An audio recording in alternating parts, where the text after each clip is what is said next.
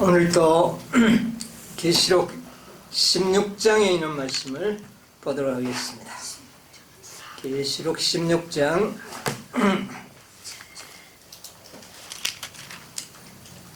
계시록 16장 1절 2절을 제가 읽도록 하겠습니다. 또 내가 들으니 성전에서 큰 음성이 나서 일곱 천사에게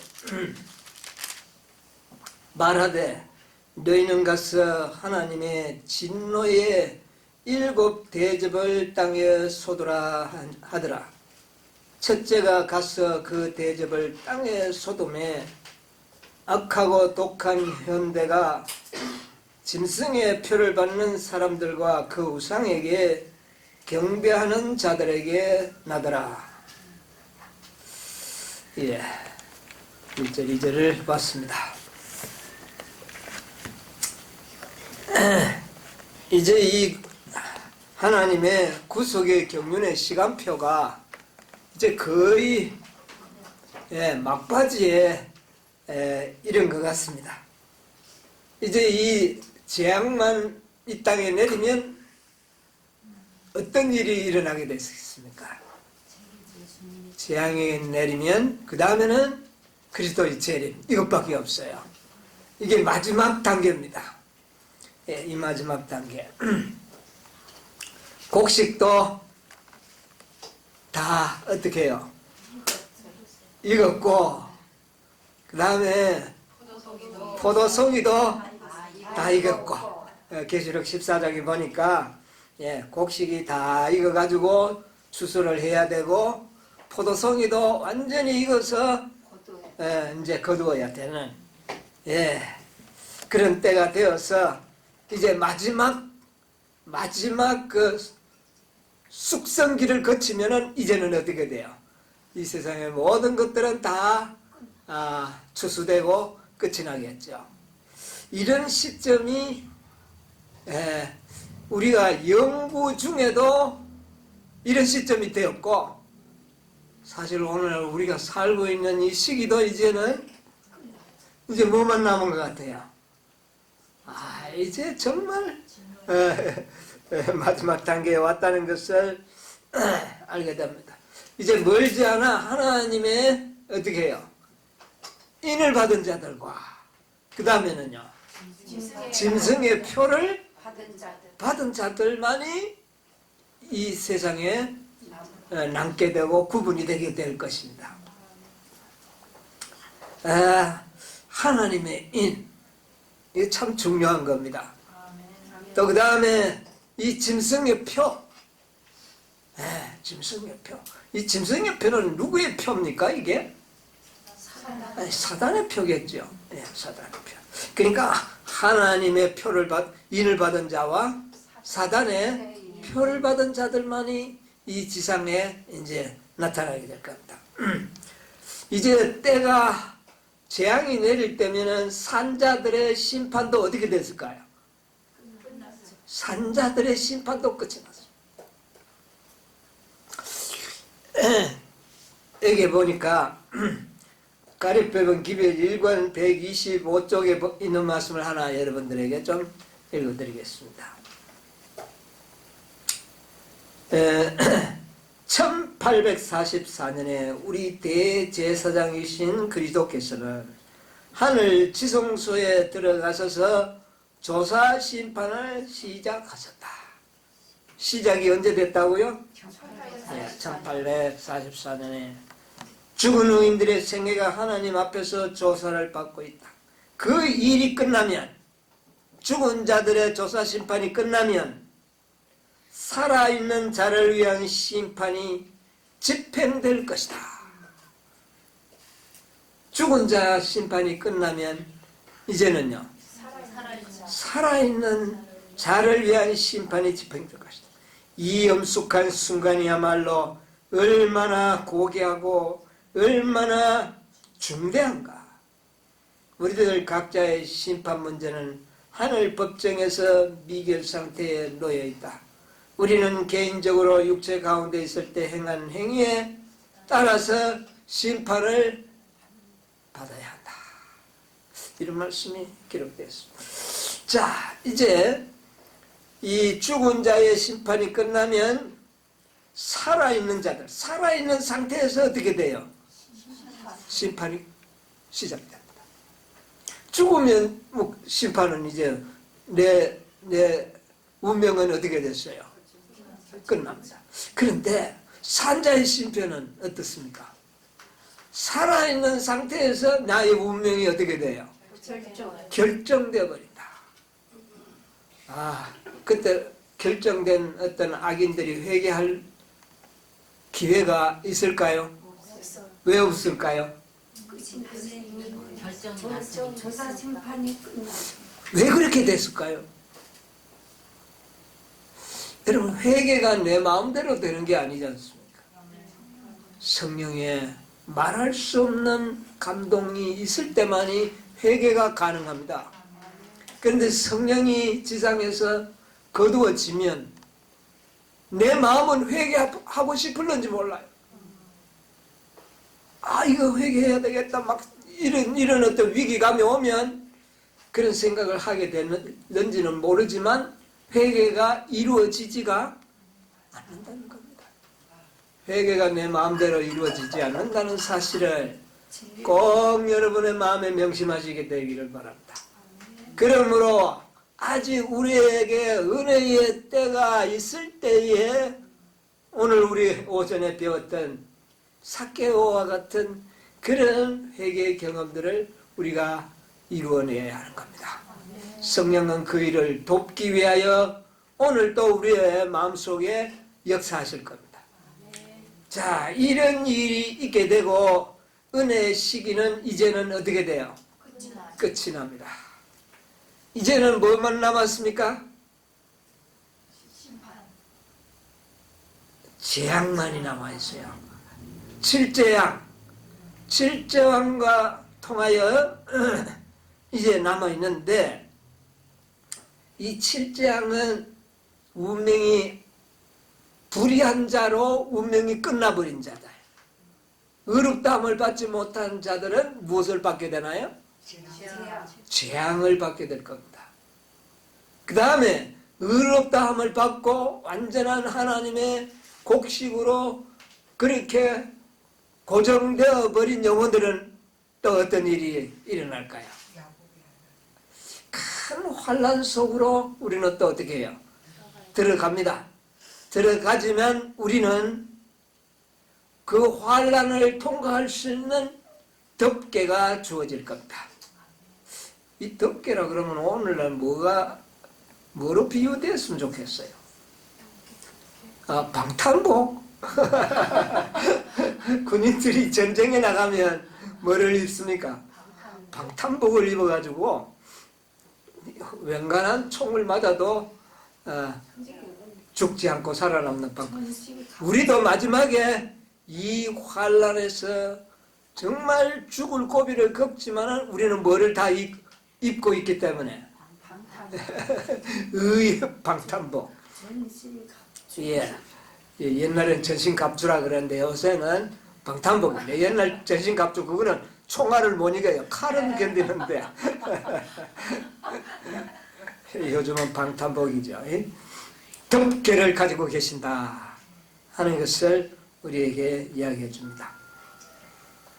여자의 남은 자손 14만 4천인들은 모두가 다 사단과 악인들의 분노를 통하여 어마어마한 환난을 통과하게 됩니다.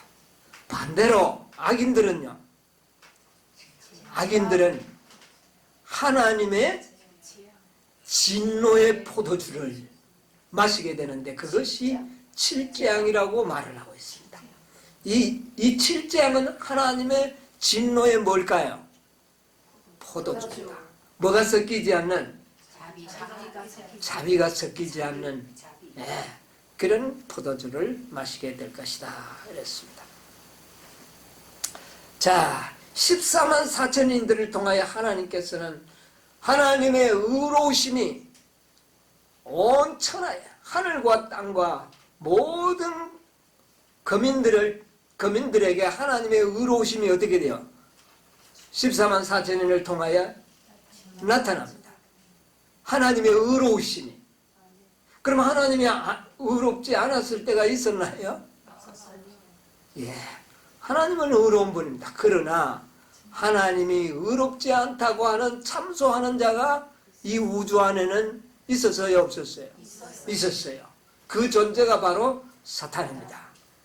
이 사탄은 하나님의 율법은 불완전하고 그러므로 지킬 수 없고 변경되어야 한다는 것을 끊임없이 주장해 왔습니다. 그러나 14만 4천인들에 의하여 하나님의 율법은 어떻게 해요? 지킬 수 있다. 완전하고, 완전하다는 것은 의롭다는 말입니다. 완전히 의롭고 전혀 결함이 없고 우리 모든 피조물의 행복을 위하여 절대적으로 필요한 법이었다는 것이 누구를 통하여? 14만 4천인을 통하여 나타나게 되는 겁니다. 아, 이 법은 누구든지 지킬 수 있는 아름다운 하나님의 사랑의 법이었다는 것이 나타날 겁니다. 자, 이런 일이 온 우주 천하에 증명이 되고 그 다음에 또 한편으로는 악인들을 재앙을 내리는 일에까지도 하나님은 의로우심을 나타냅니다. 여러분, 의롭다는 말이 뭡니까? 네, 공의로운 것을 말합니다. 아주 공의로운 것입니다. 의의 기준은 공의예요. 벌을 받아야 할 자에게 벌을 안 주면 의로운 겁니까? 우리 인간들은 혹시 그렇게 생각하고 있어요. 형벌 받을 자는 결단코 면제되지 않는 것이 의로운 것이고 그 다음에 구원을 받고 상을 받고 이렇게 해야 할 자들에게는 반드시 어떻게 해요? 상을 주고 의롭다함을 받을 때에 의로운 하나님으로 나타나는 겁니다. 만약에 하나님께서는 악한 자에게 벌도 내리지 아니하시고 지나가면 공의롭지가 않습니다. 사람들은 그걸 의롭다고 생각하는지 모르지만 하나님의 의는 자비와 공의가 어떻게 해요? 공존되어 있다는 것입니다. 뭐 다른 어떤 종교에는 의롭다는 것이 공의가 배제된 그런 의로움이 있어요. 예를 들어서 불교 같은 데서는 뭐 자비만 있고 공의가 없기 때문에 빈대도 잡으면 파리도 죽이면 살생은 안 된다. 이것은 좋은 것 같으면서 사단이 기만이 들어있어요. 죽으면 안 돼. 죽이면 그 의로운 것이 아니라고 한다면 죄는 영원히 어떻게 해요? 영원히 존속이 되는 거예요. 아무리 악해도 죽이면 안 된다면 사단은 죽을 수가 없고 악인도 죽지 않으니까 죄를 영원히 존속시키는 방법으로 의를 주장한 겁니다. 그게 좋은 것 같으면서도 사단의 그런 무서운 음모가 들어있었다는 것을 여러분은 알고 계셔야 돼요. 아, 그거 참 벌을 받았는데 벌을 안 주네. 그거 좋은 일이네. 아니라는 겁니다. 형벌 받을 자는 반드시 벌을 받고 예. 그 다음에 죄는 소멸되고 없어져야 한다는 것이 하나님의 공의인데 그 모든 것이 누구를 통하여 나타나느냐 하면은 바로 이 악인들에게 내려지는 재앙을 통하여 하나님의 의로움이 그렇게 증거되어 나타난다고 말입니다. 네. 이것을 우리는 동시에 연구해요. 악인의 이 형벌 반응 이거는 뭐 연구할 필요가 없지 않느냐 아니에요. 뭐를 나타내기 때문에 하나님의 의로움이 또한 나타나기 때문에 그렇습니다. 그래서 이것을 다 우리가 연구할 필요가 있다 그 말이죠. 우리 계시록 15장에 우리 지난 시간에 연구하고 다 했던 것인데 거기 보면 이런 말씀 있잖아요. 15장 3절 하단에 보면 만국의 왕이시여 뭐라고요? 그 다음 주의 길이 의롭고 참되시도다. 예. 모든 모세의 종 어린 양의 노래를 부르는 14만 4천인들의 노래의 주제가 뭐냐면은 하나님은 어떻다고요? 의롭고 참되다. 자, 그 다음에 4절에도 보니 뭐라 그랬어요? 오직 주만 어떻게 해요? 거룩하시고 주의 의로운 일이 어떻게 해요? 나타났음에 만국이 와서 주님께 경배하는 것이 합당하다. 여러분, 우리 이것을 분명히 이해하고 깨달아야 됩니다. 자, 그 다음에 오늘 우리가 공부할 내용이지만 계시록 16장 5절에는 뭐라 그랬어요? 내가 들으니 물을 차지한 천사가 가로되 전에도 계셨고 시방도 계신 거룩하신 이여 이렇게 심판하시니 의로우시. 이렇게 재앙을 내려서 그들에게 심판을 베푸는 것은 뭐하다? 의로우시다. 의롭다는 것은 공의롭다는 말입니다. 공의로우시도다. 또 7절에도 말했습니다. 또 내가 들으니 제단이 말하기를 그러하다. 주 하나님 곧 전능하신 이시여 심판하시는 것이 참되고 의로우시도다. 자, 아까는 물을 차지한 천사가 그렇게 이야기를 했어요. 그런데 이번에는 누가요? 제단이 또 말하기를 이렇게 심판하는 것이 참되고 의롭다. 네, 이렇게 이야기하고 있습니다. 자, 우리 계시록 19장 2절에 보면 또 이렇게 말했습니다. 그의 심판은 참되고 의로운지라. 예, 됐습니다. 이 계시록을 보면은 자주 하나님의 심판은 뭐되다? 참되고 의롭다. 그러니까 하나님의 공의를 세우는 일이 얼마나 중요하다는 사실을 이 성경 마지막에 이 책에는 이렇게 강조하고 있다는 겁니다. 많은 사람들이 오늘날에 하나님의 공의와 자비를 오해합니까? 안 합니까? 전부 오해하고 있어요. 심지어 하나님을 믿는 교회들까지도 하나님의 공의를 오해하고 있습니다. 그러나 마지막 이 7장의 야곱의 환난과 7장을 통하여 하나님의 공의로움이 올바르게 나타나게 된다고 말입니다. 그래서 그것을 늘 이야기하는 거예요. 자, 우리 신명기 32장 4절도 우리 한번 보겠습니다. 모세에게 이렇게 이야기를 했어요. 하나님께서 그는 반석이시니 그 공덕이 완전하고 그 모든 길이 공평하며 진실무망하신 하나님이시니 공의로우시고 정직하시도다. 예, 하나님은 모든 하는 일이 공평하고 그 다음에요 진실무망하시고 또 공의로우시고 정직하다. 결코 사람은 어떻습니까? 감정이 막 욱 생기면 감정이 욱하면은 공의롭습니까? 공의 없어요. 화가 나가 하는 거. 하나님은 화가 나서 심판을 베푸는 것이 아닙니다. 아주 공의롭게 심판하신다. 그래서 이미 옛날에 모세를 통하여 하나님께서는 그렇게 자신을 나타냈습니다. 자, 그래서 하나님께서는 예수님께서 뭐라 그랬냐면은 우리들에게 말하기를 너희는 원수를 친히 갚지 말고 로마서 12장 19절 한번 볼까요? 나에게 맡기라. 로마서 12장 19절에 19절에 내 사랑하는 자들아 너희가 친히 원수를 갚지 말고 진노하심에 맡기라.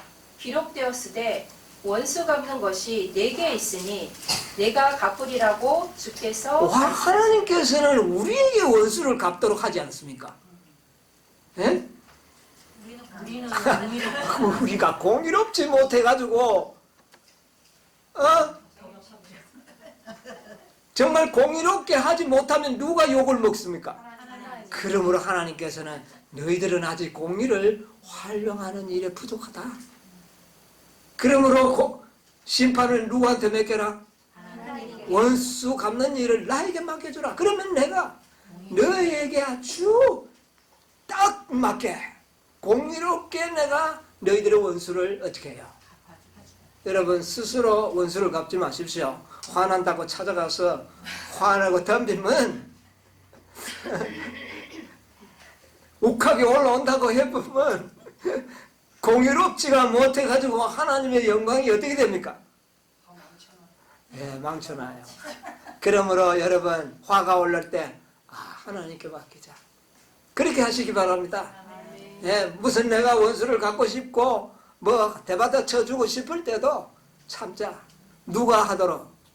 하나님이 하시도록. 아버지께서 예, 그렇게 하시기 바랍니다. 예. 그래서 그 일을 총체적으로 언제 원수 갚는 일을 해 주실까요? 칠제한 때. 칠제한 때. 우리에게 행했던 모든 일을 아주 우리의 마음이 더 시원하고 아주 공유롭다는 그런 느낌이 가지도록 더하지도 덜하지도 않게 공유롭게 갚아주시는 것을 우리는 어떻게 해요? 보게 될 겁니다.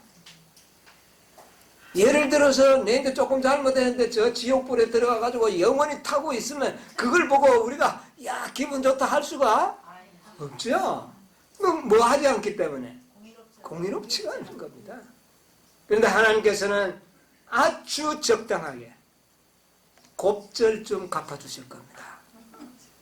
그 정도면 정말 우리의 마음에도 하나님 참 공의로우시다.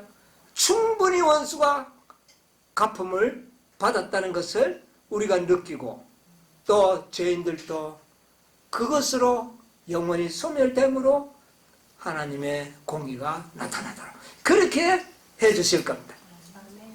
자, 그 다음에 우리가 기도를 많이 하잖아요. 억울할 때 기도하십시오. 하나님, 내가 오늘 이렇게 억울한데 내가 참습니다. 내 신혼을 어떻게 해요? 풀어 주십시오. 근데 그 억울함이 개인적인 감정보다는 정말 하나님의 공의로움이 드러나도록 해야 되는 겁니다. 우리의 기도가 계시록 6장에 보면 뭐라 그랬어요? 6장 10절 11절에 보면 큰 소리로 불러 가로되 거룩하고 참되신 개 주제여 땅에 거하는 자들을 심판하여 우리 피를 신원하여 주지 아니하시기를 어느 때까지 하시려나이까 하니 각각 저희에게 흰 두루마기를 주시며 가라사대 아직 잠시 동안 쉬되 저희 동무 종들과 형제들도 자기처럼 죽임을 받아 그 수가 차기까지 하라 하시더라. 네. 여기 제단 아래 죽임을 당했던 많은 영혼들의 신원의 기도가 올라가죠. 언제 우리의 신원을 풀어주시겠습니까? 기도할 때 답변이 어떻게 왔어요? 언제까지? 너희들 동무들처럼 동무들이 죽임을 받아 수가 차기까지 기다리라. 14만 4천인들의 수요가 차기까지 기다려. 그때에 이제는 너희들의 신원을 어떻게 해요? 풀어주겠노라. 그게 뭡니까? 그게 7장 아닙니까? 이제 수요가 찼으니까 우리의 기도를 어떻게 해주겠다? 들어주시는. 그게 무엇으로 나타난다? 7장으로 나타납니다. 7장은 우리의 기도의 신원이 다 성취가 되는 그런 재앙이 될 것이라고 말입니다. 네. 이렇게 해서 하나님의 그 구속의 경륜이 매우 공의롭게 성취가 될 것을 우리가 보게 되는 겁니다. 자, 이제 드디어 우리가 첫째 재앙을 한번 살펴보겠는데요. 첫째 재앙 한번 읽어보겠습니다. 첫째가 가서 그 대접을 땅에 쏟음에 악하고 독한 헌대가 짐승의 표를 받은 사람들과 그 우상에게 경배하는 자들에게 나더라. 예. 첫째 재앙, 금 대접에 담긴 진노를 땅에 쏟으니까 어떤 일이 일어나죠? 아주 악하고 독한 헌대, 이 종기들입니다. 짐승의 표를 받은 사람과 우상에게 경배한 자들에게 어떻게 되더라? 그런데 이 종기가 누구한테 날까요?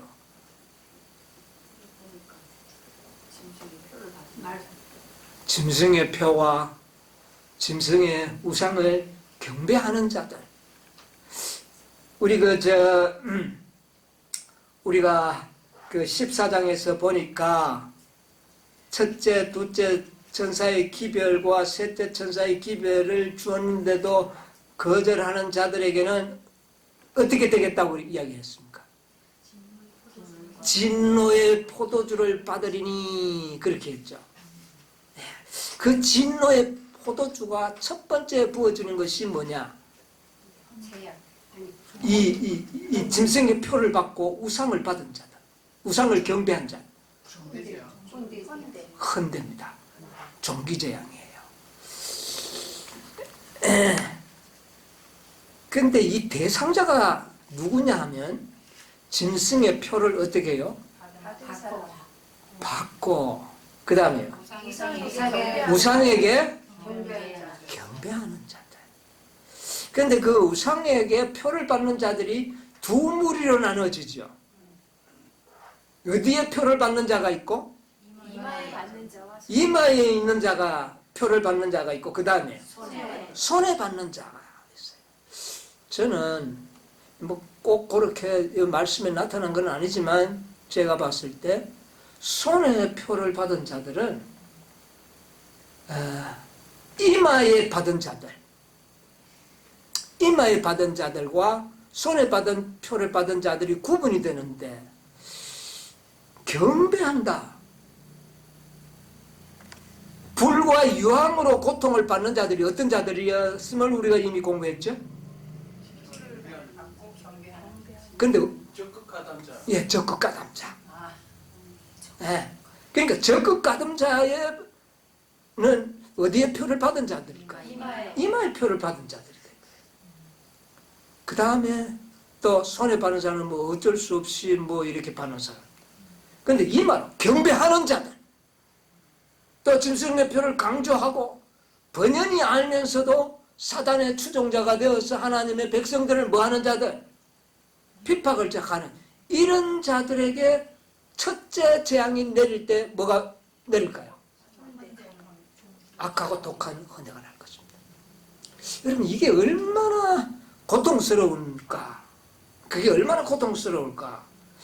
우리 이 재앙이요 16장 10절 11절 보세요. 얼마나 이 독한지 약간 거기 언급이 되어 있는데 또 다섯째가 그 대접을 짐승의 보좌에 쏟으니 그 나라가 곧 어두워지며 사람들이 아파서 자기 혀를 깨물고 아픈 것과 종기로 인하여 하늘의 하나님을 회방하고. 자, 아프고 혀를 깨물고 막 이렇게 하는 것이 뭐 때문이라고요?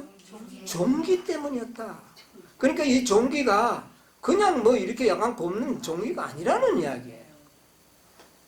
아주 가렵고, 그런데 여기에 있는 이 종기가 구약 성경에 보면 그 욥이 악창이 나며 그랬잖아요. 그와 같은 단어예요. 예, 그러니까 이게 아프기도 하지만 몹시 또 어떻게 해요?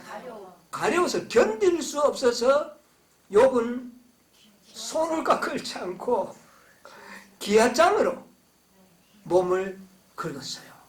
얼마나 그렇다고 시원할까요? 아니죠. 자, 그러면 사단이 말이죠. 욥을 참소할 때 뭐라 그랬어요? 아, 그가 하나님을 섬기는 것은 하나님이 복을 주니까 그렇다. 그래서 최종적으로 몸을 치는 것까지 도달했잖아요. 도달했는데 사단이 그 욥에게 어떤 고통을 주었습니까? 무엇으로? 종기로. 사단이 왜?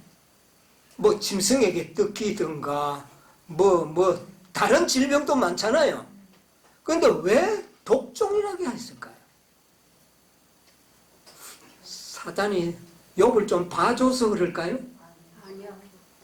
사단이 생각해낼 수 있고 인간이 가장 고통스럽게 느낄 수 있다는 것이 무엇이라는 것을 종기, 독종이라는 것을 알았기 때문에 인간의 살아있는 인간들이 최고로 느낄 수 있는 고통이 바로 독종, 악착. 이것으로 사단이 욥을 쳤거든요. 그러니까 하나님께서 하나님의 백성들을 아주 핍박하고 짐승의 표를 받도록 강요했던 이들과 적극 가담자들에게 하나님께서 무엇으로요? 독한 헌 인간들이 경험할 수 있는 최고의 고통, 그게 뭘까요? 독종입니다. 이것을 내립니다. 참, 그때 그 독종이 바로 아마 욥처럼 그들도 어떻게 할까요? 기와 장으로 몸을 끓고 톡톡 쏘고 아프고 간지럽고.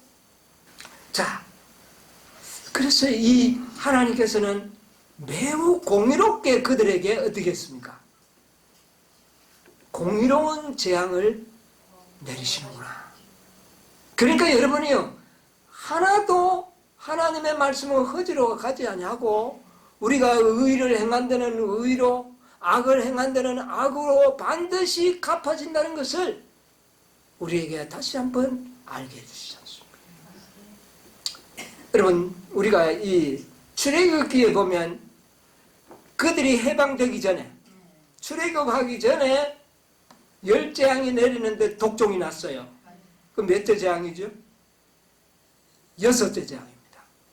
6째 재앙, 출애굽기 9장 9절로 11절에 보면 나오는데, 그때 사람들과 짐승들에게 독종이 났어요. 그 독종과 그 다음에 이 욥이 당했던 독종이 비슷한 거예요. 같은 단어들이에요. 그런데 이 독종이 났을 때에 가만히 있을까요? 그들이 어떻게 할까요? 병원에 가가지고 치료도 받아보지 않겠습니까? 근데 효험이 있을까요? 전혀 무음한 거예요. 그 다음에 누구를 찾아가 볼까요? 병원에 가도 안 되면 이제 누구 찾아갈까요? 술사들을 찾아갈 거예요. 교회 목사들, 신부들을 찾아가지 않겠습니까? 왜? 그들은 이적을 어떻게 합니까요? 이적을 행하는 자들이니까. 강신수를 통하여 자기들은 하나님의 능력이 자신들에 왔다고 백성들을 어떻게 했습니까? 속였잖아요. 그리고 천주교회는 참교회의 표적이 뭐라 그랬어요? 이적이라고 이야기했잖아요. 참교회 표적을 이적으로 이야기했어요. 아, 예. 제가 한번 읽어드릴까요? 대쟁투 588쪽 588쪽에 보면 이적이 참교회의 분명한 표라고 자랑하는 벼방 교도들아, 이적을 행하는 이 능력을 쉽게 기만당할 것이며. 자, 그러니까 많은 사람들을 무엇으로 미혹했다는 겁니까? 이적과 기적으로 했어요. 자, 거짓 선지자도 하늘에서 뭐를 내려오게 했습니까? 심지어 불이 내려오야 할 정도로 이적을 행했습니다. 그러면 헌대를 고치기 위해서 그들은 뭐에 의존했을까요? 표적과 이적에 의존했을 겁니다. 가능합니까? 불가능하다는 것이 그때 증명으로 나타날 것입니다.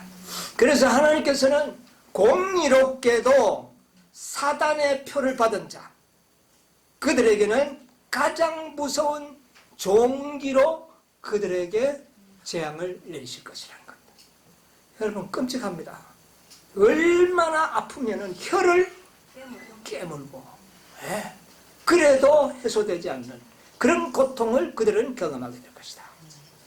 아, 정말 하나님은 두려우신 분이라는 것이 확실하게 나타나고, 그러나 공의롭다는 것입니다.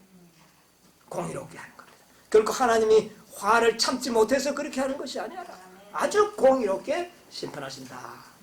자, 이것을 첫째 재앙에서 우리가 볼 수가 있고, 자, 둘째 재앙이 뭡니까? 둘째가 그 대접을 바다에 쏟음에 바다가 곧 죽은 자의 피같이 되니 바다 가운데 모든 생물이 죽고. 자, 둘째 천사가 금대접을 바다에 쏟으니까 바다가 뭐가 되어버렸다고요? 죽은 자의 피같이 되니. 여러분 죽은 사람의 피 본 적 있습니까?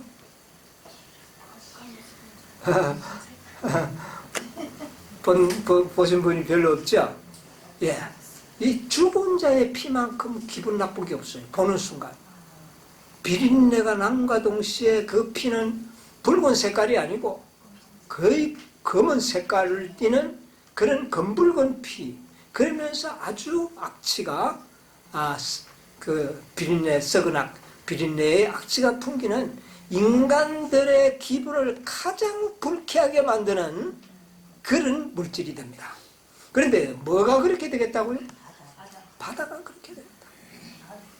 이 바벨론의 부의 요인이 되었던 것은 바다에 그 장사해가지고 그랬던 겁니다. 이 바다를 통하여 그렇게, 바다는 많은 물은 또 뭐를 상징한다고요? 백성들. 그러니까 이 바다를 뭐로 만들어 버리겠다? 죽은 사람의 피같이 만들겠다. 사람들이 그 모습, 그 광경을 봤을 때 얼마나 메스꺼우면서 불쾌감을 느낄는지 여러분 상상해 볼 수 있습니다. 짐승의 표를 받은 자들, 우상에게 경배하는 자들. 여러분, 짐승의 표를 받고 그를 우상에 경배하는 자들은 하나님을 가장 불쾌하게 한 자들. 무슨 말인지 알죠? 이것만큼 하나님께서 불쾌히 여기시는 것은 없습니다. 그러므로 진노의 잔에 섞인 것이 없이 부어지는 것이거든요. 뭐가 가장 하나님을 불쾌하게 한다고요? 짐승의 표를 받고 우상에게 경배하는 자. 첫째와 둘째 천사, 셋째 천사의 기별을 통하여 정말 우리를 구원할 수 있는 충분한 기회를 주셨음에도 불구하고 짐승의 표를 받고 경배하는 자들에게는 하나님께서도 그들을 가장 불쾌하게 해주실 것입니다. 뭐가 피가 되어버렸다고요? 바다가. 여러분, 이게 아마 엄청난 뉴스가 되어서 전 세계 모든 사람을 아주 경악하게 만들고 모두가 아주 희락이 어떻게 해요? 희락이 제하여져 버릴 겁니다. 예, 이렇게 하나님께서는 만드실 것 같아요. 이 둘째 재앙입니다. 자, 우리 세 번째 재앙 한번 보겠습니다. 그 대접을 강과 물 근원에 쏟음에 피가 되더라. 5절도 한번 보세요. 내가 들으니 물을 차지한 천사가 가로되 전에도 계셨고 시방도 계신 거룩하신 이여 이렇게 심판하시니 의로우시도다. 자, 셋째가 그 대접을 강과 물 근원에 쏟으니까 물이 뭐로 변해버린다고요? 이것은 피가 되는 겁니다. 애굽 재앙 때도 이런 일이 있었죠. 피가 됐죠. 자, 그런데 물을 차지한 천사가 말하기를 이렇게 심판하는 일은 어떻게 해요? 매우 어렵다. 왜 그렇게 어렵다고 했을까요? 5절로 한번 성경절을 한번 보세요. 7절까지 한번 보세요. 내가 들으니 16장 예. 물을 차지한 천사가 가로되 전에도 계셨고 시방도 계신 거룩하신 이여 이렇게 심판하시니 의로우시도다. 예. 6절 7절만 보세요. 저희가 성도들과 선지자들의 피를 흘렸으므로 저희로 피를 마시게 하신 것이 합당하나이다 하더라. 또 내가 들으니 제단이 말하기를 그러하다. 주 하나님 곧 전능하신 이시여 심판하시는 것이 참되시고 의로우시도다. 왜 피를 만들었는가? 그리고 왜 그들에게 뭐를요? 피를 마시게 하는가? 물을 다스리는 천사가 뭐라 그랬어요? 저희가 성도들과 선지자들의 피를 흘리고 저희에게 뭐를 마시게 하는 것? 피를 마시게 하는 일이 공의롭다는 것. 피를 마시게 하는 일. 인간이 행한 대로 예, 하나님께서는 공의로우신 분이에요.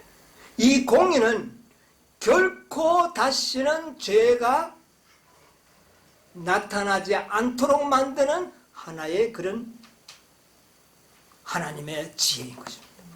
네. 자, 그러니까 7절에 보니까 제단이 말하기를 그러하다 맞장구를 치죠.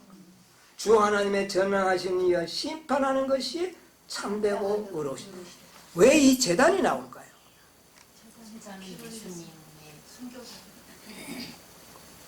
이 제단은, 이 번제단을 여러분 한번 상상해 보세요. 실제적인 양들이 제단에서 얼마나 죽었을까요? 그렇죠. 많이 죽었죠. 말도 없이 많은 양들이 피를 흘려서 제단 안에 쏟았을 겁니다. 그리고 그 제단에서 죽임을 당한 양은 누구를 상징했습니까?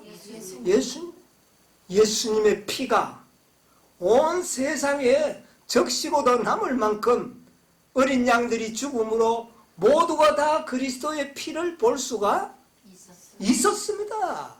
그 피를 믿는 자마다 다 구원을 얻도록 허락을 하셨어요. 그런데 그들이 그 은혜를 어떻게 했습니까?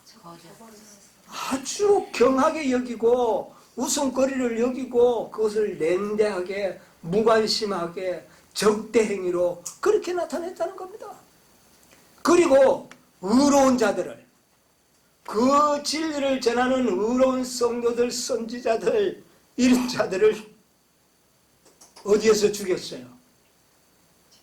수많은 사람이 죽은 것은 다 어디에서 죽는 것으로? 제단에서 희생당한 것으로 상징한 겁니다. 그러므로 그들에게 뭐를 마시게 하는 것이? 피를 마시게 하는 것이 합당합니다. 여러분 여기 보니까요. 이 제단 아래, 제단이라는 말이 나오니까 계시록 아까 6장에 기록이 되어 있었죠. 제단 아래 죽은 영혼들이 신원하는 기도잖아요. 이 기도가 이때 지금 응답이 되고 있는 겁니다. 이제 제단이 말합니다. 그래서 그들은 아까 뭐라고 이야기했습니까? 너희 동무들도 죽임을 받아 수요가 뭐 하기까지? 차기까지 기다리라. 이제 이 일이 이루어지는 것이죠. 차기까지 기다리는데 여기에 죽임을 받은 것은 스파조가 아니고 아포크테이노. 아포크테이노는 뭐죠? 사형 언도를 받은 자들. 14만 4천인들은 다 무엇을 받았습니까? 사형 언도를. 그래서 하나님께서는 이들을 순교자로 간주하시는 겁니다. 산채로 순교당한 자들. 자, 연애신에 있는 말씀 하나 읽어보겠습니다. 대쟁투 627쪽에 있는 말씀 보겠습니다. 627쪽. 그리스도께서 당신의 중보사업을 성소에서 마치실 때 짐승과 그 우상에게 경배하고 그 표를 받는 자들에게 이미 경고한 자비가 섞이지 않는 진노가 내릴 것이다. 예, 그까지 읽고요. 여기에 지금 셋째 재앙도 들어가죠? 네, 내리는데 여기 보면 밑에 저기 이제 재앙이 나옵니다. 시간이 없기 때문에. 자, 그리고 그 밑에 한 10줄 내려가면 계시록 16장 2절로 6절이 나오고 하나님의 백성들에게 사형을 언도함으로써 그들은 그들의 손으로 그 사람의 피를 흘린 것과 똑같은 죄를 범한 것이다. 자, 여기에 사형 언도를 받은 자가 누구일까요? 14만 사. 그래서 하나님께서는 이들을 어떻게 한 것으로? 피를 흘린 것과 똑같은 죄를 그들이 범한 것으로 해서 그 피를 어떻게 해요? 그들에게 마시다. 하나님께서는 너무나도 공의롭게 그들의 형벌을 집행하는 일에 있어서 그렇게 하는 것입니다. 같은 방법으로 그리스도께서는 그 당시에 유대인들이 아벨 시대 이후로 모든 성도들의 피를 흘린 죄를 범하였다고 주장하셨다. 여러분, 아벨이 순교당했죠. 예, 진리를 증거하다가 순교를 당했는데 그 아벨의 피로부터 마지막 14만 4천인의 피값을 온전히 대표적으로 누구에게요? 그 짐승의 표를 받고 우상에게 경배하는 자들에게 내준 겁니다. 피를 마시게.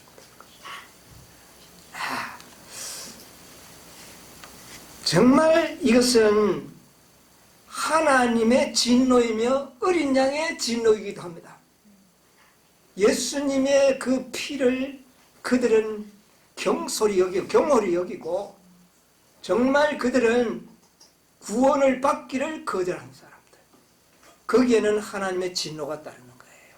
그 피값을 그들은 피를 마시는 것으로 그들은 형벌을 받는 것이 너무나도 공의롭게 이렇게 성경은 말하고 있는 것입니다. 자, 이제 우리 넷째 재앙을 한번 볼까요?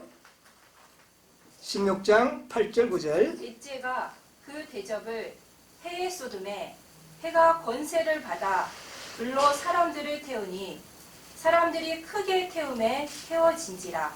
이 재앙들을 행하는 권세를 가지신 하나님의 이름을 회방하며 또 회개하여 영광을 주께 돌리지 아니하더라. 예, 이제는 넷째는 어디에 대접을 쏟았느냐면은 해에게 쏟았다. 태양에게 쏟음에 태양이 권세를 받아 사람들을 태우니 그렇게 이야기를 했습니다. 그런데 그 태워진지라 굉장히 고통스러운가 보죠?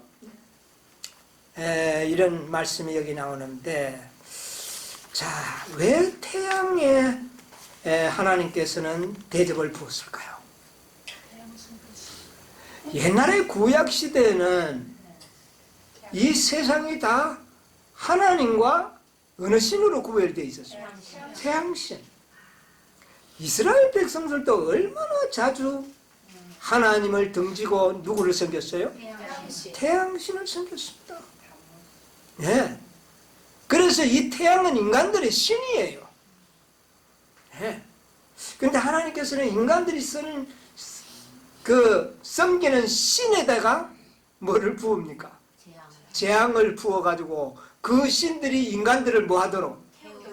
태우도록 만드는 이런 공의로움을 나타냈습니다. 그런데 제가 가만 보니까요, 첫째 재앙에서부터 넷째 재앙까지는 세계적인 재앙이 아닙니다. 네, 부분적인 재앙인데, 또 부분적인 재앙이지만 어떤 땅덩어리의 부분적이 아니고 짐승의 표와 짐승의 우상을 경배하는 자들만이 당하는 재앙이 아닐까 생각이 듭니다. 그러므로 다른 많은 사람들은 보고 고통은 당하겠지만은 진실로 이 넷째 재앙까지의 고통은 당하는 자의 주도적으로 받을 사람들이 누구라는 것을요? 짐승과 그의 우상에게 경배합니다. 네. 첫째 재앙 때 천사가 이야기했잖아요. 누구에게 부으라? 짐승의 표를 받고 그 우상에게 경배하는 자들에게 재앙이 나타나도록 됐습니다. 이 말씀이 넷째 재앙까지 연결될 것 같아요. 그리고 물론 뭐 다른 사람도 재앙이 없는 건 아니지만 가장 혹독하게 이 저주 재앙을 받는 자들이 그 사람들이라는 겁니다. 여러분, 우리가 그 가려움증도 똑같을까요? 심한 사람도 있을 수 있고 경한 자도 있을 수 있을 것입니다. 그러나 가장 여기에 혹독한 재앙 그대로 받는 자들은 누구라는 말입니까? 짐승의 표를 받고 그 우상에 경배하는 자들은 진노자에 섞인 것이 없이 그대는 경험하게 될 것입니다. 저는 좀 그렇게 생각이 들어요. 얼마나 그 일이 짐승의 표를 받고 짐승의 우상을 경배하는 자들이 하나님을 불쾌하게 했다는 사실을 우리가 깊이 인식하는 것이 참으로 중요하다고 생각이 됩니다. 자, 그래 이 짐승의 표가 왜 하나님을 그렇게 증오하실까요? 미워하실까요? 짐승의 표가 뭐가 짐승의 표입니까? 주일 중 첫째 날을 경배하는 것이 뭐가 되는 겁니까? 짐승의 표가 되잖아요. 첫째 날이 일요일이 뭡니까? 태양의 날이잖아요. 그러니까 결과적으로 일요일을 지키는 자는 뭐를 경배하는 자들로? 태양신을 지키는 자예요. 태양신은 사단을 나타내는 신 중에 최고의 신이에요. 그래서 결과적으로 짐승의 표를 받았다는 것은 태양을 섬긴 자들과 동일한 의미를 갖고 있는 겁니다.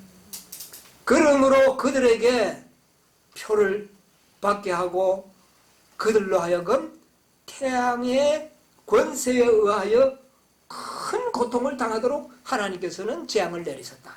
참 공의롭게요.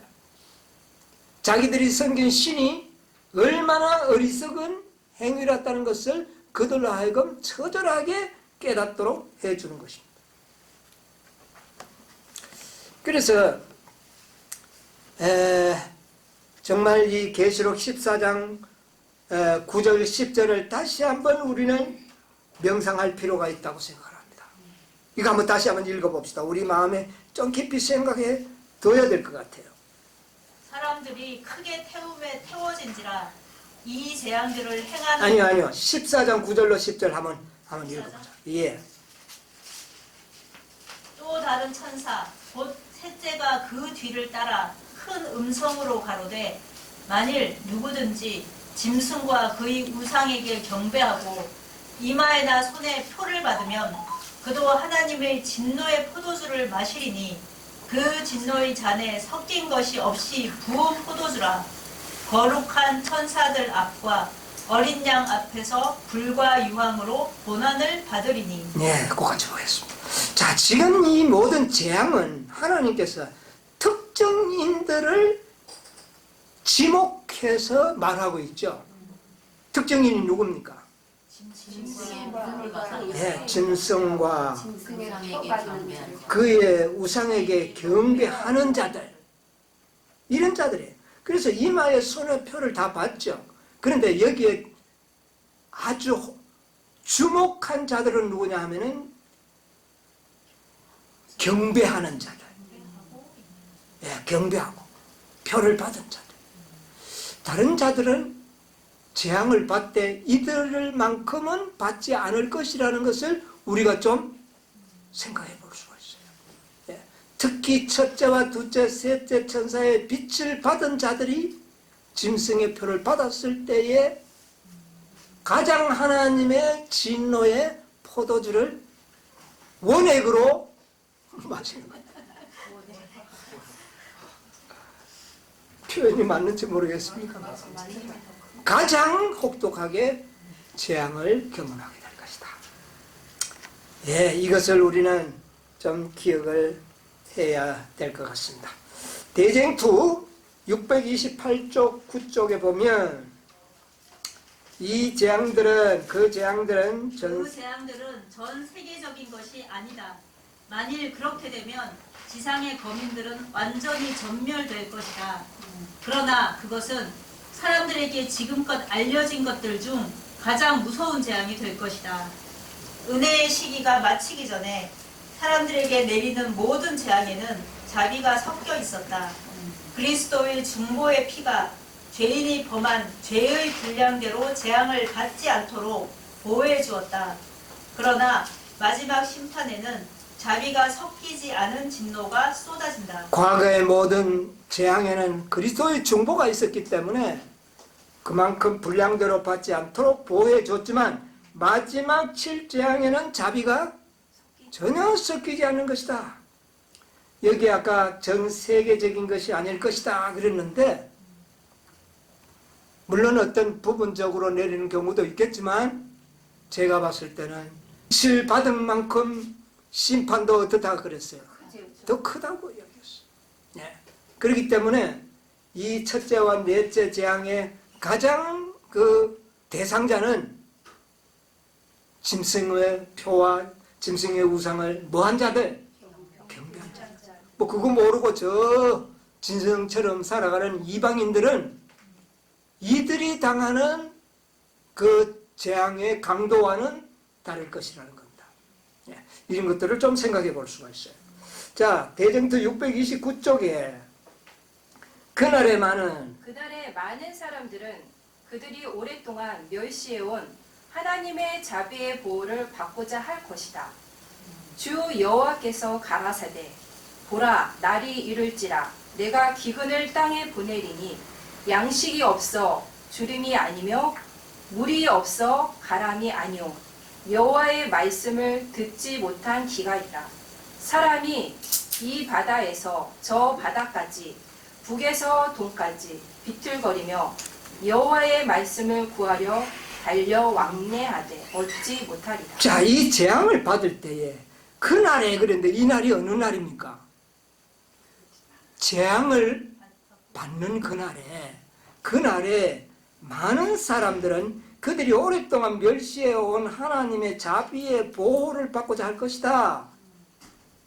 그 다음에 주 여호와께서 가라사대 보라 날이 이르리니 뭐가 왔다고요? 기근을 땅에 보내리니 말씀을 갈급할 것이다. 그때 가서 말씀을 아주 갈급할 것이다. 이 자들이 이방인들일까요? 아니요. 이방인들이 와가지고 말씀 갈급할까요? 아니에요. 누구들일까요? 믿는 자들 중에도 세천사의 기별을 듣고 14만 4천인에 들어오기를 호소했지만 그 모든 진리를 거절하고 등한히 여기고 받지 않았던 자들이 그때 가서는 이 말씀을 어떻게 해요? 들으려고 동분서주하지만 듣지 못할 것이다. 그 말을 들어보기를 그들은 간절히 소원하지만 듣지 못할 것이다. 그러므로 여기에 이 재앙의 그 주도적으로 그 재앙을 받을 자들이 바로 이런 자들이었다는 것을 여기에 암시하고 있지 않습니까? 가장 이들은 정신적으로 육체적으로 고통을 다 받을 겁니다. 네. 여호와의 말씀을 듣지 못할 기갈이라. 이 바다 저 바다같이 비틀거렸대. 여호와의 말씀을 구하려고 왕래하되 어떻게 해요? 듣지 못해. 이들은 이방인들이 아니라는 겁니다. 네.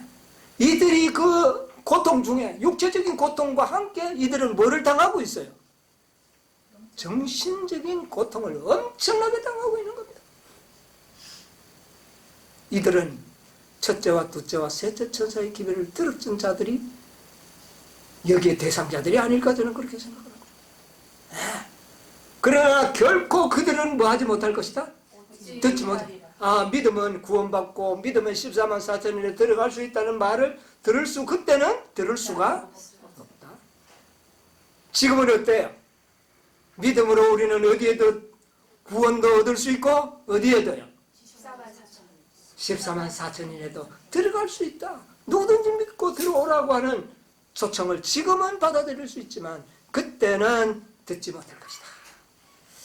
예, 이들이 아마 정신적, 육체적 가장 혹심한 고통을 당할 것 같습니다.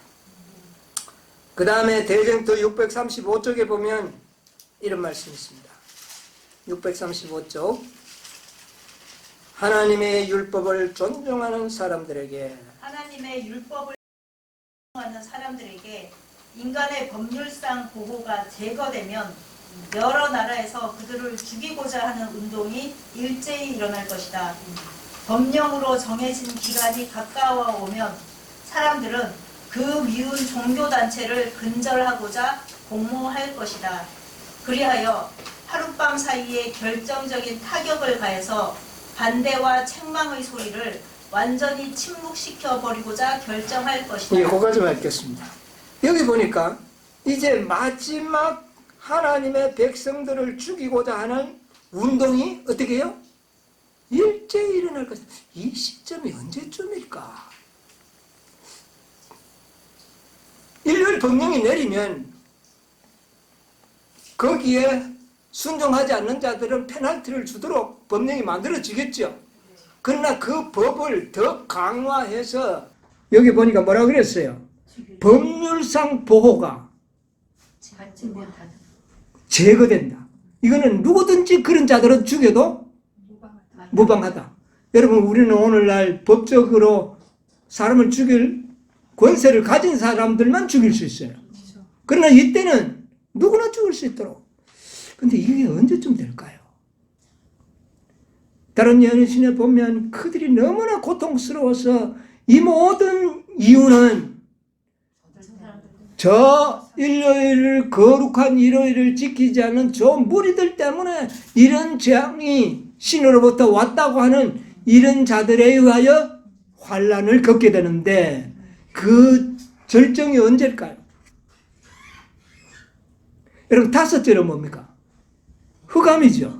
뭐 흑암은 정신적이지만은 뭐 육체적으로 고통은 첫째에서부터 넷째까지. 태양의 그 설름을 받았을 때 그들이 가장 고통이 심했을까요? 그때 그들은 그 모든 재앙의 원인을 누구한테 돌려가지고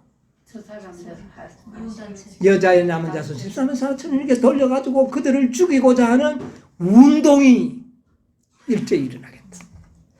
나는 이 넷째 재앙 때 이런 일이 큰 운동이 일어나지 않을까 그렇게 생각합니다. 왜 그 다음부터는 뭐 흑암 재앙이고 그 다음에 아마겟돈 들어가고 뭐 이거 아주 이런 거.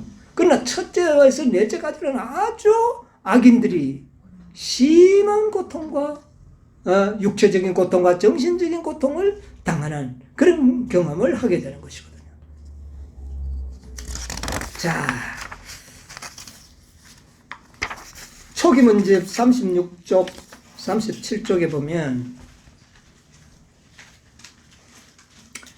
이 재앙들 때문에 악인들이 의로운 자들에 대하여 분노하였으며 이 재앙들 때문에 악인들이 의로운 자들에 대하여 분노하였으며 그래서 이 재앙들이라는 것은 첫째와 넷째까지를 말하지 않는가 그렇게 저는 짐작합니다. 계속 보세요. 그들은 의로운 자들로 인하여 하나님의 진노가 이 땅에 내리고 있으므로 그들을 지상에서 없애버린다면 재앙이 멈출 것이라고 생각했다. 드디어 성도들을 핍박하고 학살하라는 법령이 공포될 것이며 그로 인해 성도들은 밤낮으로 자신의 구원을 위하여 주님 앞에 부르짖게 될 것인데 이것이 바로 야곱의 환난이다. 예, 그것까지 보겠습니다. 야곱의 환난이 왜 오는지 이해하십니까? 온 세상이 이 마지막 여자의 남은 자손을 다 증오의 눈으로 보고 저주의 눈으로 보고 죽이려고 하니 그 고통과 환난이 얼마나 심하겠습니까? 그래서 이 재앙들 때문에 그런데 이 재앙들이 첫째와 넷째까지의 재앙이 이들에게 이런 아주 무서운 분노를 일으켰다는 것을 좀 짐작해 볼 수가 있습니다. 저주의 표적이 되겠죠? 자, 그 다음에 초기 문집 43쪽에 있는 말씀 한번 봅시다. 나는 하나님께서 환난의 때에 당신의 백성들을 지키기 위하여 그들을 덮어 씌울 덮개를 가지고 계시는 것을 보았다. 진리 편에 서서 마음을 순결하게 보존한 영혼에게 전능자의 보호막이 씌워질 것이다. 여기 보니까 뭐라 그랬어요? 마지막 환난 때에 하나님께서는 자기 백성을 위하여 덮어 씌울 뭐를요? 방탄복을 준비하셨다. 그게 뭡니까? 살아계신 하나님의 인입니다. 이 인을 받은 자들은 방탄복으로 덮어 씌워서 사단의 어떤 총칼도 하나님의 백성들, 성도들에게 이르지 못하도록 막아주실 것입니다. 네. 그것이 바로 살아계신 하나님의 뭐다? 인이다.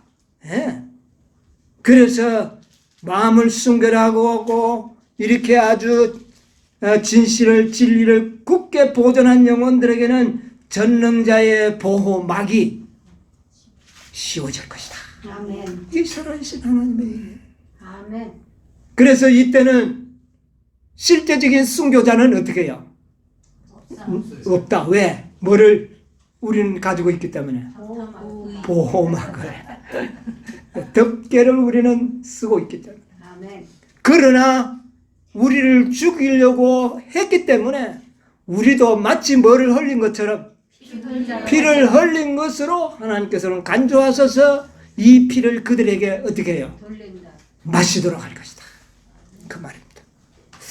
여러분 시간이 많이 가서 이제 다음 한 시간에 공부하기로 하고 여러분 살아계신 하나님의 방탄복을 다 준비하시기 바랍니다.